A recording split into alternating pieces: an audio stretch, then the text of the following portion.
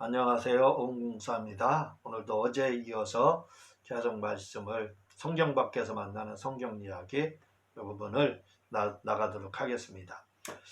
오른뺨을 때리거든 왼뺨을 돌려달라. 이스라엘에서 가장 큰 모독은 손등으로 뺨을 때리는 것인데 만약 사람이 이렇게 맞으면 40데나리온의 벌금을 배상해야 했다. 한 데나리온 일꾼의 하루 품값이었다. 그런데 주님은 다른 쪽 뺨도 돌려달라는 것이다. 이런 거 복음을 위해서라면 모든 모욕도 감수하라는 말이다. 왼뺨을 치르거든 오른뺨 돌려달라 이렇게 하거든 했잖아요. 근데 이 뺨을 때릴 때 이스라엘에서는 모욕을 주기 위한 목적으로 손등으로 때렸다는 겁니다. 근데 이렇게 하면요 40데나리온을 벌금으로 내야 했다는 거예요. 한 데나리온은 하루 일당이다 이거죠. 노동자들의. 갈릴리 바다야 잠잠하라. 주님이 마가복음 4장 35에서 41절 이렇게 명령했는데 이때 사용된 단어가 귀신을 추방할 때 쓰는 말이다. 피모데테 이는 당시 파도가 주님의 생명을 노리고 분 바람이었기 때문이다. 그러므로 바람 중에는 마귀가 생명을 누리고 불게 할 때도 있다는 것을 알 수 있다. 그러니까 주님이 바다를 마가복음 4장 35에서 41절 명령했잖아요. 그런데 이것은 귀신 축절할 때 쓰는 말이라는 거예요. 피모데테 이건 그러니까 우리도 이렇게 명령을 해야 됩니다. 생명을 노리고 했다 이거 불었다 이거 그러니까 마귀가 한 거니까 주님이 축사를 했다 이거 축사하는 것처럼 했다 이거지. 선한 사마리아 사람의 비유. 우리는 이 비유로 사마리아 그 이두메 사람들이죠. 사람들이 선한 것을 아는데 사실은 그렇지 않다는 겁니다. 유대인들의 식사와 잔치 초대. 그리스 사람들은 하루 3번 식사를 하고 로마 사람들은 하루 2번 식사를 했고 유대인들은 하루 2번 식사를 했는데 그러니까 그리스 사람들은 우리나라처럼 3번을 하고 로마나 이스라엘은 하루 2번을 합니다. 지금도 2번 하는 나라 많아요. 인도도 그렇고 네팔도 2번 식사하거든요. 아침은 10시이고 저녁은 6시 이렇게 식사를 했다는 겁니다. 이스라엘 사람들은 잔치를 초청할 때 2번 초청을 하는데 한 번은 잔치 며칠 전에 초청을 하고 당일에 초청을 한다. 2번 초청을 했다는 거예요. 잔치 며칠 전과 당일에. 그리고 잔치는 일가가 끝난 저녁에 했다는 겁니다. 잔치를 항상 저녁에 했어요. 그런데 주님의 잔치를 보면 저녁에 초대하지도 않았고 또한 미리 한번 초청하지도 않고 당일에 2번 초청했다고 이렇게 나오고 있습니다.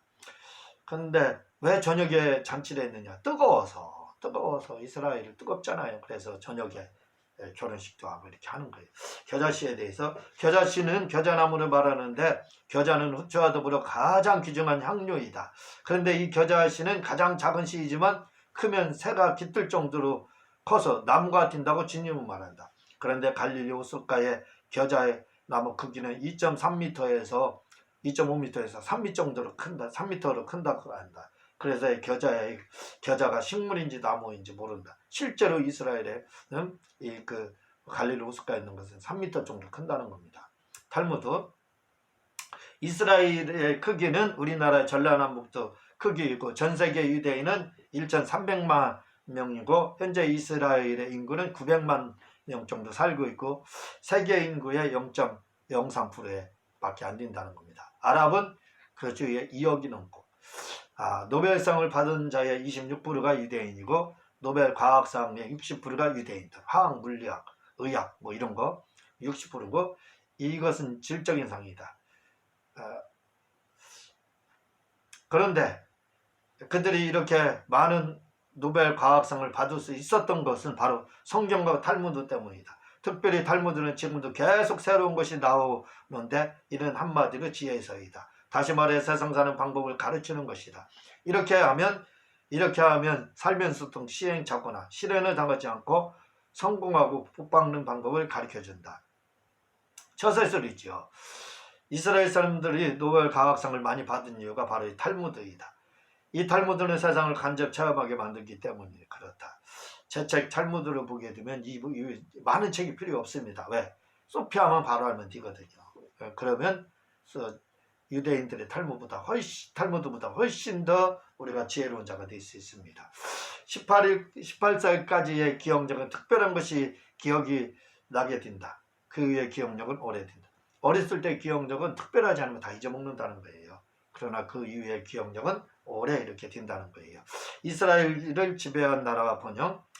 성경에서는 이스라엘 지배하지 않고 도와준 나라들은 다 복을 받았다. 그러나 이스라엘을 대적하고 원수 삼은 나라는 다 망했다. 애굽이 이스라엘을 도울 때는 애굽이 세계를 지배했지만 애굽이 이스라엘을 대적했을 때는 망했고, 바벨론이 이스라엘을 도할 때는 번영했지만 대적했을 때는 망했고, 페르시아가 이스라엘을 도왔을 때는 세계를 지배했지만 대적객들은 역시 망했다. 또한 독일이 유대인을 도왔을 때는 세계를 지배했지만 대적했을 때는 또 망했고, 미국이 지금 이스라엘을 도와주는가 하면 미국이 지금 세계를 지배하는 이유가 이스라엘을 돕기 때문에 그렇다.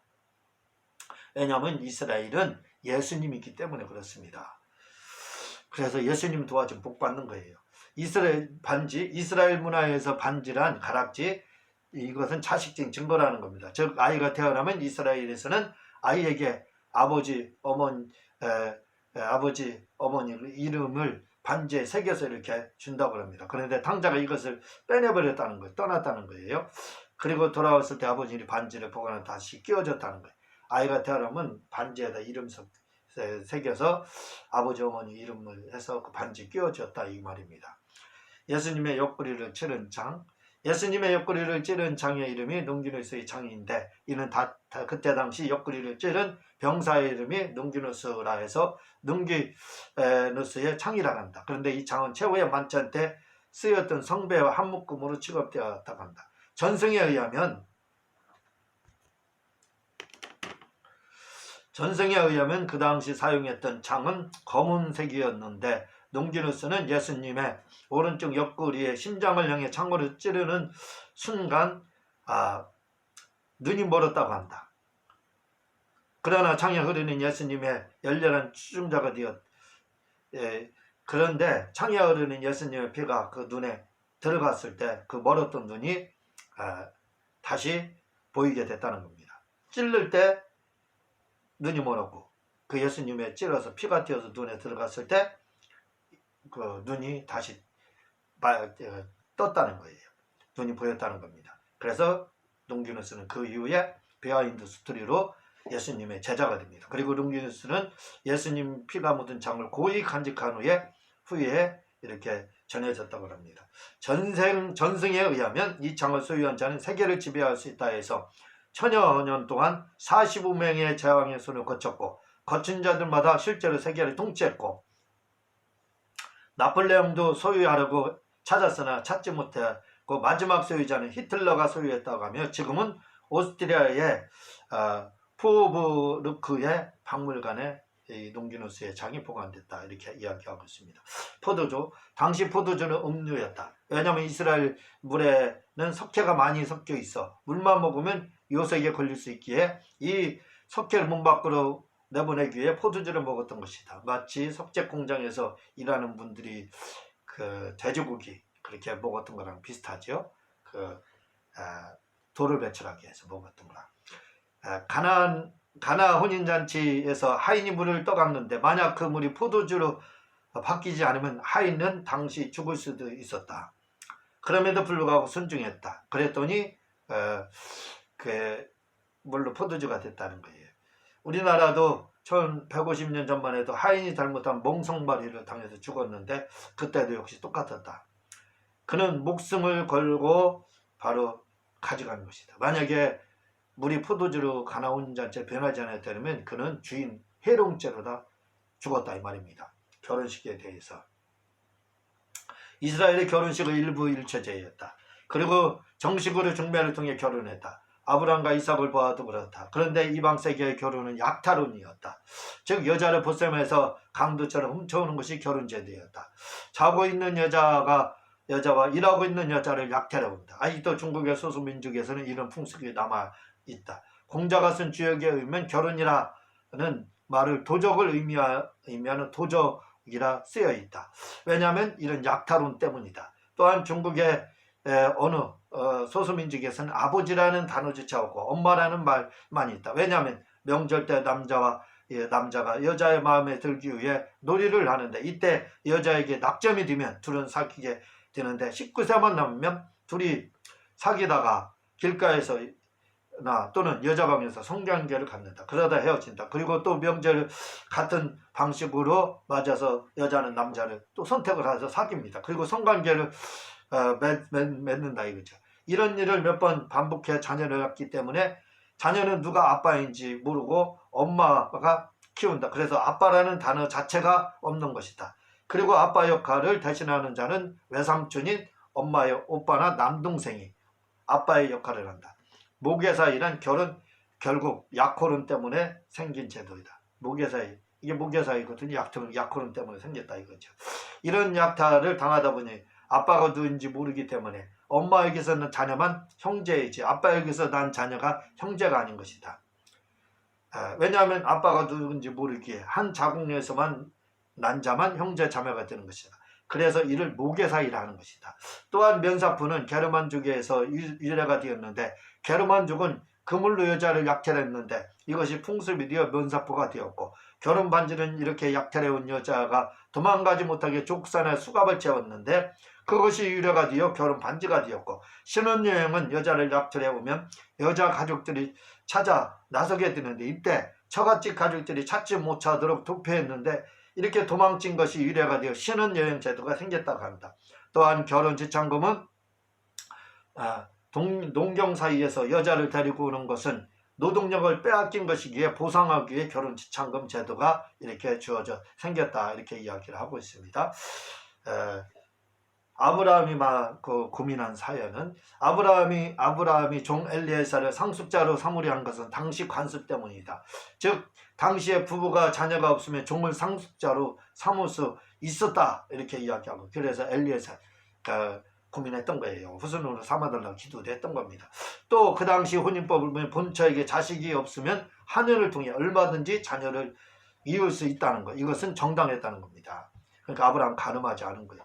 또 왜 아브라함은 소돔과 고모라의 의인 10명에서 멈췄을까? 이는 당시 10명이라는 의미는 한 사회를 구성하는 최소의 단체 인원을 말하기 때문이다. 10명에서 딱 50명에서 10명으로 딱 멈췄잖아요. 이것은 당시 10명이 한 민족, 한 사회 구성의 최소 단위이기 때문에 그렇다는 거예요.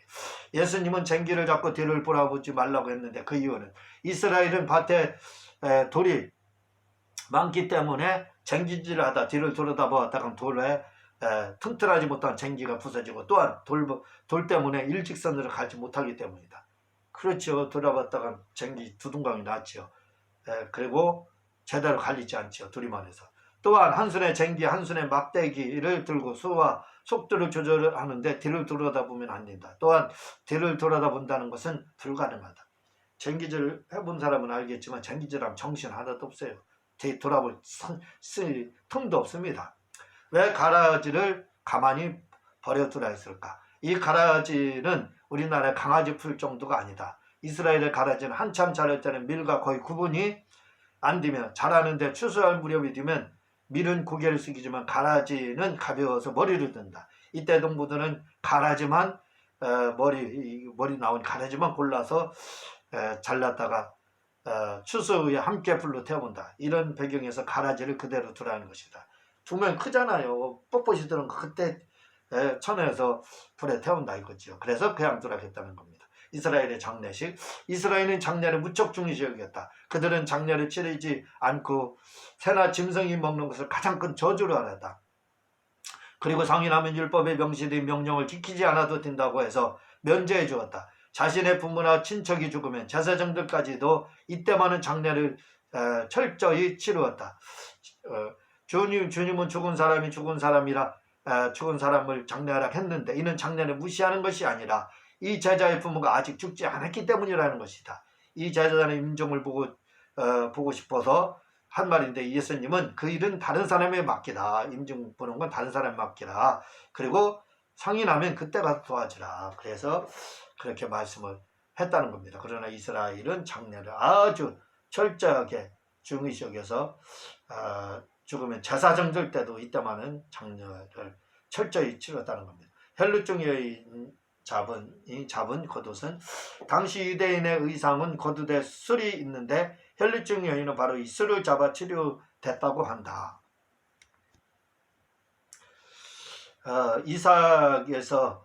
이삭이 대신 야곱을 축복하고 떤 이유는 고대 간섭의업은 구두를 일단 축복하게 되면 시위를 떠난 화살처럼 이렇게 즉시 나타나고 돌이킬 수 없다고 합니다. 그래서 이삭은 에서의 이러한 간청에도 불구하고 두 번 다시 축복을 하지 않았다는 겁니다. 이삭이 에서에게 야곱을 대신 축복하고 두 번 다시 축복을 못한 이유는 그게 화살자는 시위에 가까워서 두 번 할 수가 없다는 겁니다.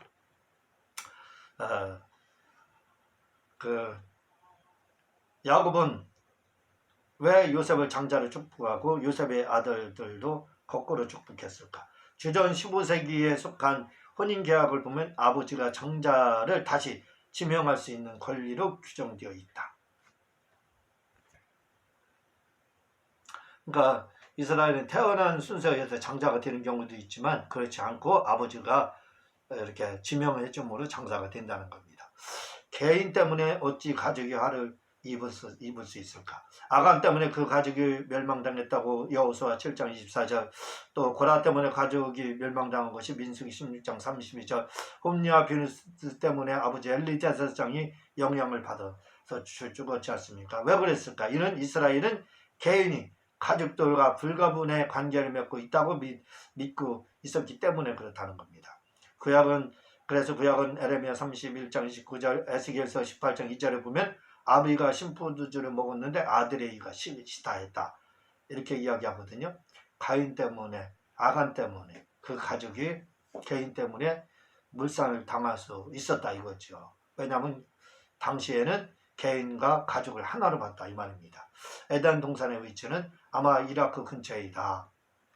베드로의 집, 초대교회는 마가의 다락방을 집회장소로 이용했고 또한 베드로의 집을 집회장소로 이용했다고 합니다. 동방박사들을 인도한 별, 이 별은 해성도 아니고 별똥별도 아니다. 과학적으로 조사한 결과 이 별은 기적의 별이다, 이렇게 이야기를 했습니다. 헤롯이 정말 유아를 학살했을까? 그의 통치 말년에는 3명의 자식과 아내를 살해했고 2명의 나피를 화형에 처했고 유대 지도자들을 불로 처형했다. 그의 성격으로 보아 유아 학살은 사실인 것이다. 또한 성육교회 옆에는 당시 유아들의 무덤이 남아 있다고 이렇게 이야기하고 있습니다. 왜 예수님은 어린 시절이 없을까? 1세기 당시의 자서전을 보면 한 가지 공통적인 특징이 있는데 그것은 어린 시절들에 대한 언급이 없다는 겁니다.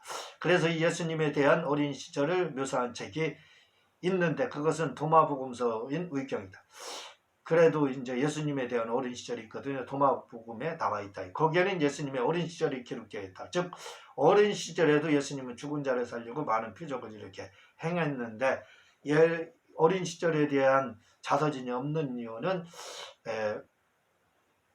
1세기 당시에는 그런 것들이 없다 이거죠. 그래서 예수님도 없다 이겁니다. 그러나 도마복음에는 나온다. 예수님의 공생의 시기는 주 27년 초라고 한다. 예수님이 십자가에 달린 시간은 마가복음 15장 25절에서는 9시에 달렸고 요한은 정오에 달렸다고 한다. 요한복음 19장 14절 이렇게 다른 이유는 첫째로 서로 다른 시간법을 계산법을 사용했기 때문이고 다른 시간표를 사용했거든요. 그러니까 요한복음은 이 노마 시간을 사용했고 나머지 마태, 마가, 누가는 이스라엘 시간법을 사용해서 그런 거예요. 사실은 똑같습니다. 예수님의 고통, 노마 시간법은 오늘날 우리의 시간법하고 똑같거든요. 계산이. 예수님의 고통, 땀에 피가 흘러나오는 것은 의학적으로 흔한 현상이라고 말하고 있다. 아리스토텔레스도 이 현상에 대해서 말했다. 땀샘 주변에는 혈관이 많이 지나가 사람이 스트레스를 받으면 혈관이 좁아지다가 그것이 심해지면 갑자기 혈관이 확정되어 터지게 되는데 이때 피가 땀샘을 흘러 들어가면서 피가 나온다, 이렇게 이야기를 하고 있습니다.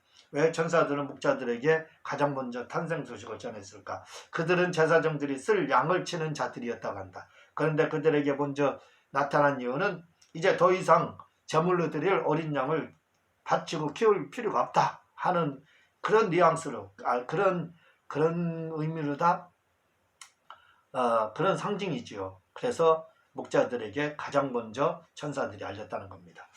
헤롯의 잔인함, 헤롯이 잔인하다는 것을 누마 황제 아우구스투스도 알고 있었다는 겁니다. 그래서 누마 황실에서는 이런 농담을 했다고 합니다. 무슨 농담이냐면 헤롯이 기르는 돼지가 헤롯의 자식들보다 더 안전하다.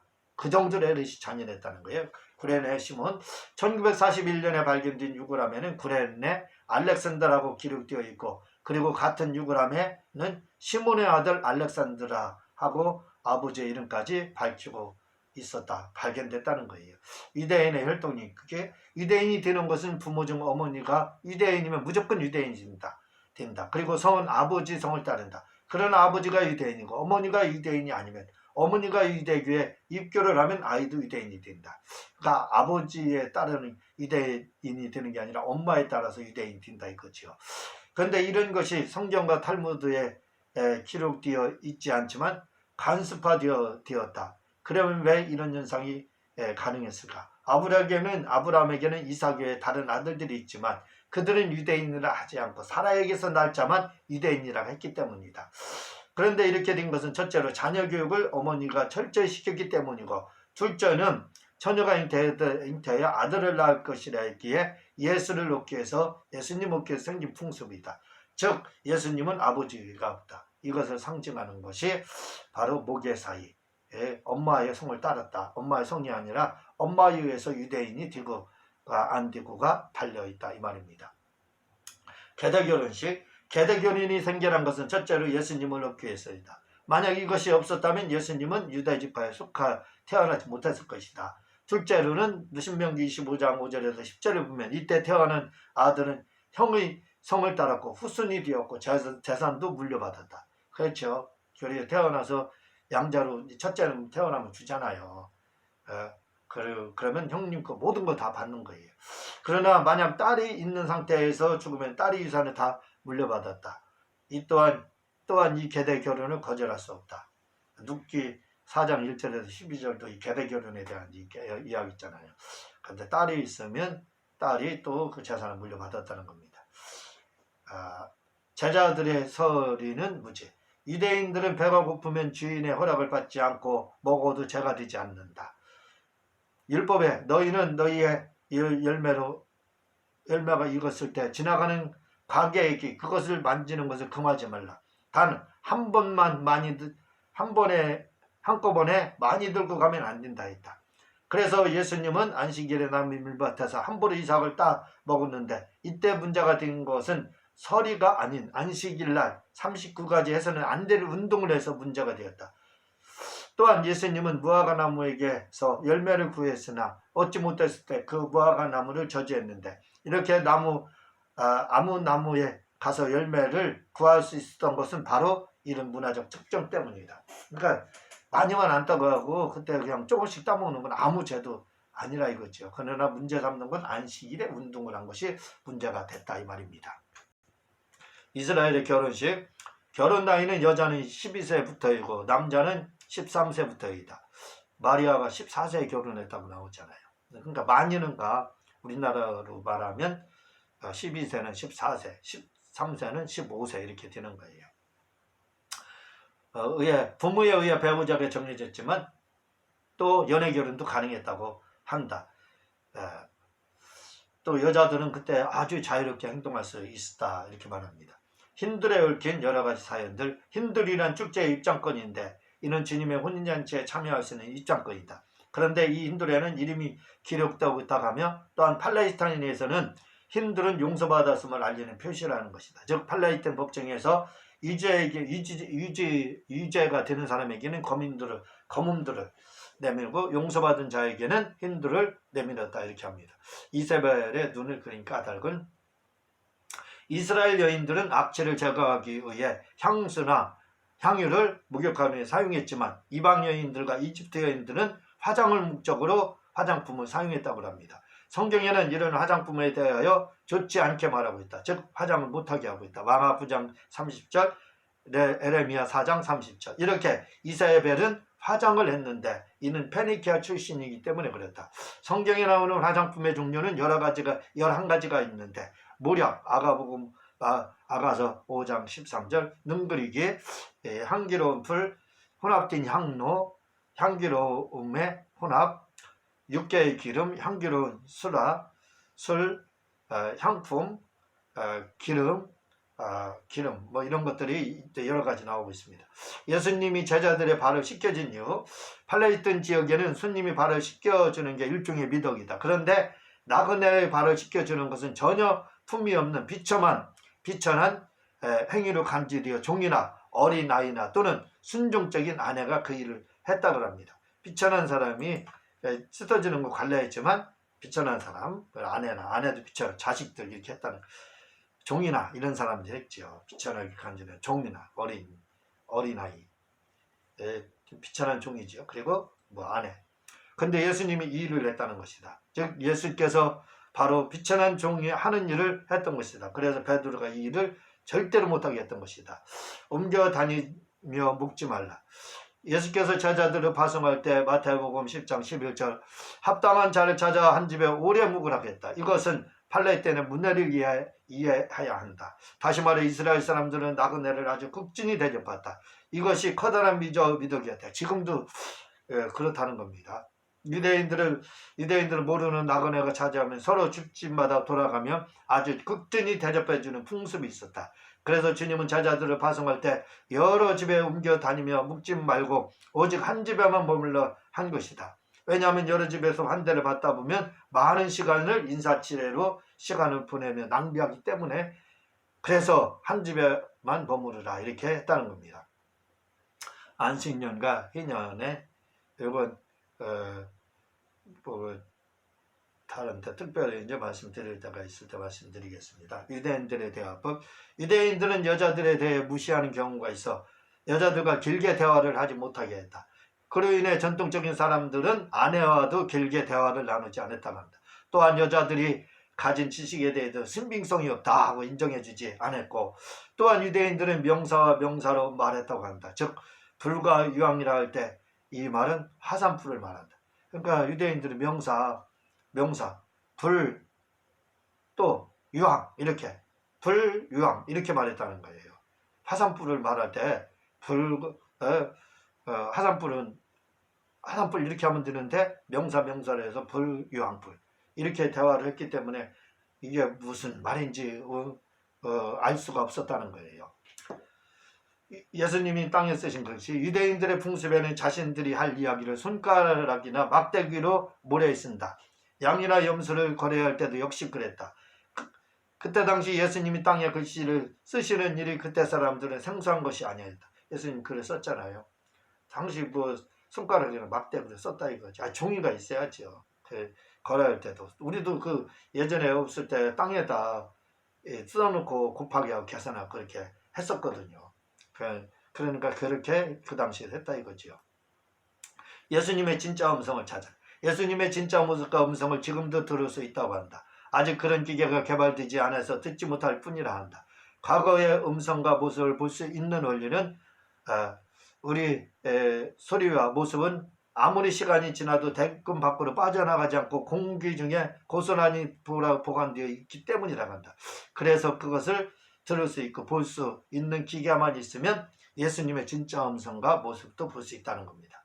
이게 이제 아인슈타인도 우리 빛보다 빠르게 갈 수 있는 속도만 있으면 시간을 거슬러 올라가서 내가 한 말을 내가 들을 수 있고 볼 수 있다 이렇게 이야기를 하는 겁니다. 그래서 그렇게 되면 예수님도 볼 수 있다는 거죠. 시간을 거슬러 올라가. 왜냐하면 우리가 지금 보는 별들 중에서 10억 광년 전 걸 지금 볼 수가 있거든요. 그 10억 광년 전에 있었던 별이 지금도 있었던 별이 아니거든요. 왜? 빛을 보는 거기 때문에. 그래서 그걸 가면은 예수님도 볼 수 있다 이렇게 말을 하는 겁니다. 유대인들은 이름을 중시한 이유. 주전 6세기 이전에는 유대인들이 이름이 보통 동물 이름이나 식물의 이름이나 특징을 따서 이름을 지었는데 주전 6세기에 접어들면서 조상의 이름을 따서 이름을 지었는데 그것도 조보즉 즉은 할아버지의 이름을 따서 지어서 그 유대인들은 조상의 이름 비슷한 게 굉장히 많잖아요. 왜? 할아버지 이름 따서 죽은 할아버지 이름 따서 지었기 때문에 그렇습니다. 왜냐하면 살아있는 사람의 이름을 따서 지으면 먼저 가지고 있는 사람을 일찍 죽는다는 전설 때문이다. 그들은 이름의 면류관을 그 어느 면류관보다 중요시 여겼다. 또한 이름대로 사람은 다바르란 책으로 이름대로 그대로 살잖아요. 이름을 중요시 여겼다는 거예요. 여자라는 말은 주님이 마리아에게 여자여 했는데 이 말은 무시하는 말이 아니라 엄마라는 말과 같기도 하고 부인이라는 존칭어라는 겁니다.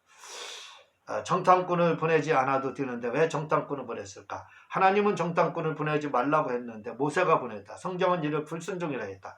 그런데 사실은 정탐꾼을 보내길 잘했다. 왜냐하면 아버지의 집에는 출애굽한 자만 들어가는 것이 아니라 바로 여호수아와 갈렙 같은 믿음 있는 사람, 성령 받은 사람만 들어갈 수 있기 때문입니다. 즉 성령 받은 사람만 들어갈 수 있는 것이 아버지의 집이다. 천국은 출애굽한 사람이 가지만 천당은 이렇게 성령 받은 사람, 여호수아 갈렙 같은 사람만 간다는 것이죠.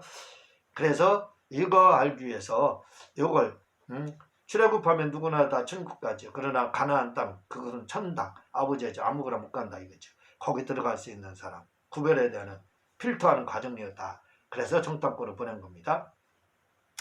구약은 모세만 보고 다녔다. 구약은 모세만 보고 다녔다. 이는 마치 구약은 버스와 기차 운전사만 믿고 버스에서 잠을 자고 놀기도 하는 것과 같다. 그러나 신약은 자가용 운전이다. 그러므로 당신이 정신 차리지만 안 된다. 구약은 모세만 정신 차리면 되지만 신약은 모두 다 모세이므로 모두 다 정신 차려야 된다.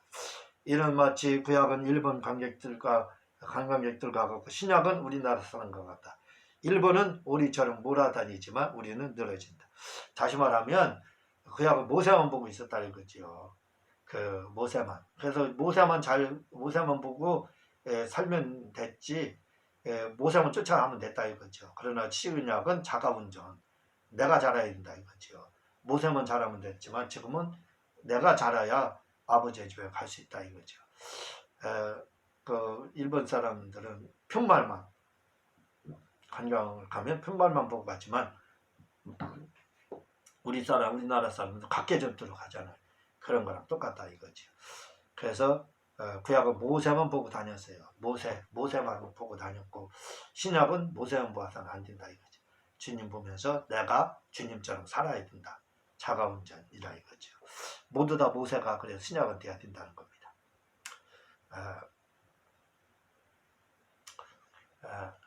일하는 숫자는 정인의 숫자이다. 그러므로 두 번 꾸는 꿈과 두 번 듣는 예언은 정확하다.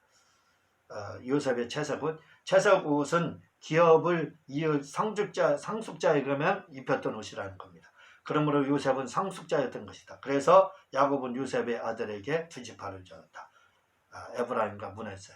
이 채석옷을 준 거 입혔잖아요. 그 상속자에게 준 거라는 거예요. 그러니까 요셉이 상속자가 돼서 두 지파 장자의 복을 요셉이 후에 받게 되잖아요.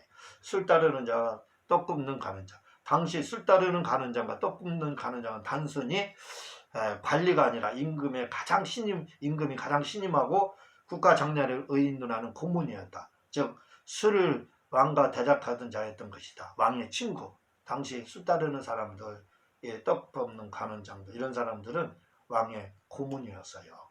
그래서 왕의 친구. 그렇게 다음 시간에 계속해서 하도록 하겠습니다.